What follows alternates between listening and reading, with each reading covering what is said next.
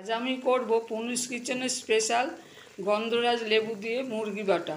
কুকারে জল, নুন আর একটা গন্ধরাজ লেবু দিয়েছি, এক টুকরো। আর 300 গ্রাম চিকেনকে আমি ভালোভাবে ধুয়ে সেদ্ধ করতে দিয়েছি কুকারে। এটা ভালোভাবে সিদ্ধ হয়ে গেলে আমি নামিয়ে নেব। সিলে বাটা মুরগি ভাপা করার জন্যে প্রথমে আমি কড়াতে সরষের তেল দিলাম, অনেকটাই সরষের তেল দিলাম। এবার ওতে আমি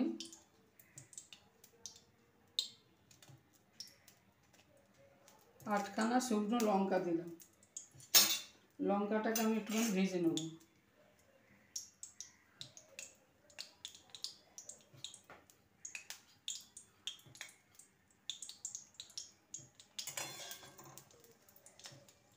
এবার লাল হয়ে গেছে, এবার এটাকে আমি তুলে নিচ্ছি। এবার ওই তেলে আমি দুটো বড় পেঁয়াজ পাতলা করে কেটেছিলাম দিয়ে দিলাম।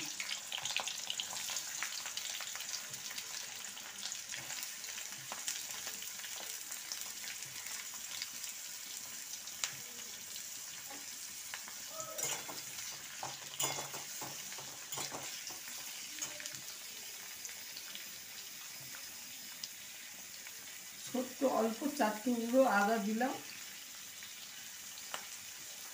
15-20টা রসুন দিলাম।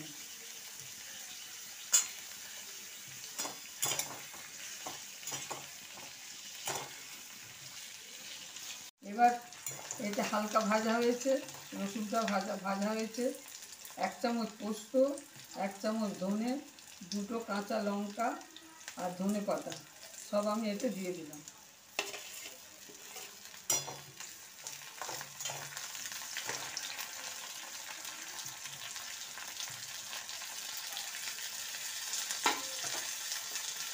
যে মুরগিটা আমি সিদ্ধ করে ছোটো ছোটো করে নিয়েছি, ওইটা আমি এতে দিয়ে দিলাম।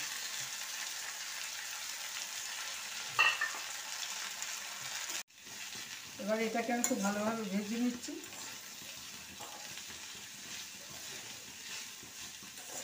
আমার ভাজা হয়ে গেছে। একটু পরিমাণ মতো নুন দেবো আর দেবো একটু কাশ্মীরি লঙ্কা গুঁড়ো। এবার এতে পরিমাণ মতো নুন দিলাম আর একটু কাশ্মীরি লঙ্কা গুঁড়ো দিলাম।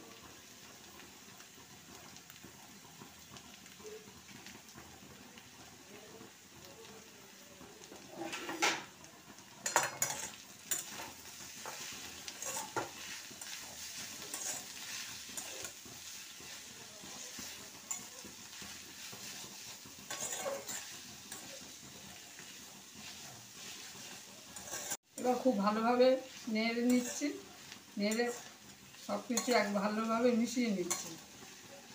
এবার এটাকে আমি বন্ধ করে শিলে বেটে নেব। এবার এই উপকরণগুলি আমি শিলে বেটে নেব। এবার এটাকে আমি ভালো করে একদম মিহি করে বেটে নেব। আমার চিকেনটা বাটা হয়ে গেছে। এবার যে লঙ্কাটা ভেজে রেখেছিলাম, লঙ্কাটা এতে মাখাবো। খুব ভালোভাবে মাখিয়ে নিচ্ছি। 2 পিস গন্ধরাজ লেবু আর গন্ধরাজ লেবুর পাল্প আমি করে রেখেছি। এবার এতে আমি লেবুর রস আর পাল্পটা মাখাবো।